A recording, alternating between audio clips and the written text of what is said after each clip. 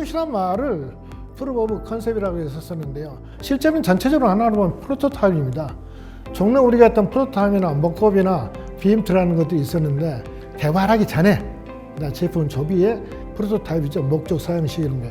프로토타입 중에 하나가 POC다. POC는 처음에 분석 요건하고 POC 스케줄 잡고 모델하면 이렇게 합니다. 그래서 데이터 어세스먼트하고 그다음 세 번째는 모델 평가를 하게 되죠. 그러면 모델 보게 되고 데이터 보게 되고 실제로 나온 거 보니까 여기서 쓸만한가 안 한가. 비즈니스 관점에서는 제일 처음에 시장 조사부터 해라. 문제 해결책이 무슨 문제를 해결하고 싶은가. 다시 말씀드리지만 딱 하나예요. 매출 높이고 비용 줄이는 거예요. 매출 높이려면 경쟁회사보다 뭘 잘 만들어야 되고 그다음에 품질 좋은 걸 만들라고 고객에게 맞는 걸 만들어야 되겠습니까? 두 번째 실제적으로 사용하시는 분들입니다. 세 번째 기술적인 관점. 이렇게 해서 세 가지 관점에서 보시라는 거고 그러고 나서 뭡니까? 결국은 시장에서 경쟁 우위를 갖겠다는 거죠. 그러면 여기서 검증 내용이 첫 번째가 되었으면 비즈니스 매상입니다. 매상. 그렇죠?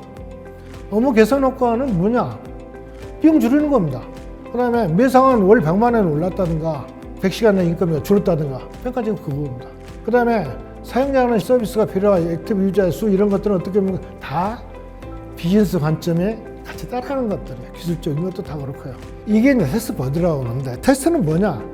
처음에 만들어 가지고 요건정이나 POC를 만든 것을 실제적으로 이 시스템을 인수한 사람이 내가 원하는 대로 요건, POC대로 됐는지 안 되는지를 보는 거예요. 테스트를 하면 이 기능 목록을 정의를 이렇게 해가지고 마지막에 테스트를 하게 됩니다. 그래서 개발하신 분은 이걸 보고 개발을 해요. 이게 시스템 테스트예요. 제대로 됐는가 안 되는가 마지막 된 것이 인수 테스트가 됩니다. 딥테크 스타트업들이 가장 힘든 점들이 결국 우리나라가 갖고 있는 태생적인 한계 이제 시장 규모가 적은 것들이죠. 저희들은 딥테크 스타트업의 글로벌 진출을 돕는 것을 아젠다로 2016년도에 설계를 시작을 했습니다. 그래서 물론 저희들도 굉장히 맨땅 헤딩을 많이 했습니다. 이제 알면 알수록 모르겠는 게 이제 글로벌 시장이었고요. 그래서 같이 찾아가야 된다는 부분으로 생각하고 있고 지금 제가 창업을 하게 된 계기도 이 POC 때문에 그랬던 것 같아요. 저는 한국수자원공사에서 한 23년 근무하다가 이제 창업을 한 그런 경우인데 제가 맡았던 업무가 국내 물산업 중소기업들을 선발을 해서 해외로 데리고 나가서 제가 수출을 도와주는 업무를 했었거든요. 어떻게 하면 우리가 얘기하는 디지털 기술이 그 나라에 가서 실제 그 나라의 사회 문제를 잘 해결할 수 있을까? 이게 꼭 우리나라에서 워킹되는 거를 그대로 가져가서 되는 건가? 되게 많이 로컬라이제이션이나 커스터마이제이션이 상당히 중요한 영역이 아닌가?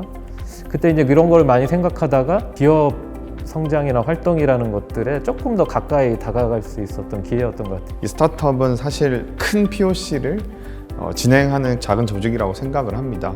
프로블럼을 정의를 하고 그 프로블럼을 해결하는 솔루션을 찾는 여정이라고 생각을 하는데 그 과정에서 사실 스타트업은 아주 작은 리소스와 작은 팀을 이룬 게 대부분이기 때문에 한정된 자원과 한정된 리소스들을 집중도 있게 작은 POC들을 빠르게 선순환을 빨리 돌리면서 그 큰 POC를 성공시키는 과정이라고 생각을 합니다.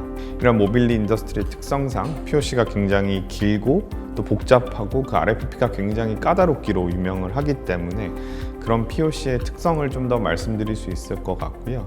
내가 진출하고자 하는 곳에 그곳의 어떤 사회의 문화 이런 것들에 대한 이해들 그런 것들도 되게 중요하다라는 걸 좀 많이 느꼈던 것 같아요. 그래서 결국은 우선적으로 현재돼야 되는 건 헬싱 POC가 약간은 글로벌 대기업과 국내 스타트업 간의 POC입니다. 두 번째는 뭐냐면 결국은 우리가 스타트업 입장에서 고객을 바라보는 게 똑같습니다. 뭐냐면 내가 A라는 글로벌 대기업과 POC를 하고 싶으면요. 그들의 니즈를 잘 알아야 되겠죠. 그들의 니즈를 안다는 얘기는 내 상품, 내 프로덕트, 내 서비스를 어필하는 것이 중요한 게 아니고요.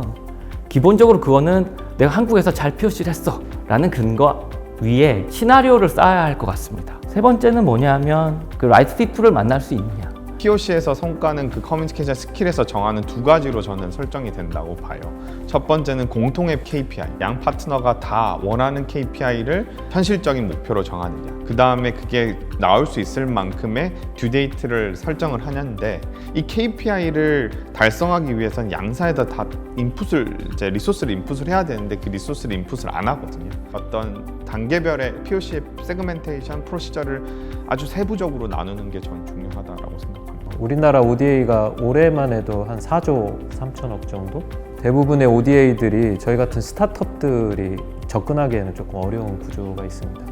스타트업들한테 그런 개도국이 가지고 있는 다양한 사회 문제들을 해결하는 프로젝트들을 ODA라는 4조가 넘는 거대한 자금이 대기업 쪽으로 많이 가고 있는 것들을 좀 스타트업으로 이렇게 좀 엮을 수. 그런데 이러려면 이런 프로그램들을 기획해야 돼요, 누군가가. 이제는 성과를 낼 수 있는 비즈니스 디벨로핑 관점에서는 방금 말씀하신 ODA 관점이라든가 아니면 정부 부서, 정부 기관과의 매칭이라든가 이런 걸 통해서 사실은 되게 쉽게 풀 수 있는 문제인데 스타트업은 사실 접근하기 되게 어려운 문제들이거든요. 그런 관점에서는 분명하게도 역할론이 앞으로 더 크고 근데 임팩트는 상당히 클 거라고 생각을 합니다. 자신들이 갖고 있는 아젠다나 가설에 대해서 반드시 시장에서 검증하는 그런 활동들을 주로 하시고 또 성과를 확보를 통해서 성장하시는 계기를 꼭 가지시기를 당부드리고 저희들도 그러한 데 일조할 수 있도록 많이 노력하겠습니다.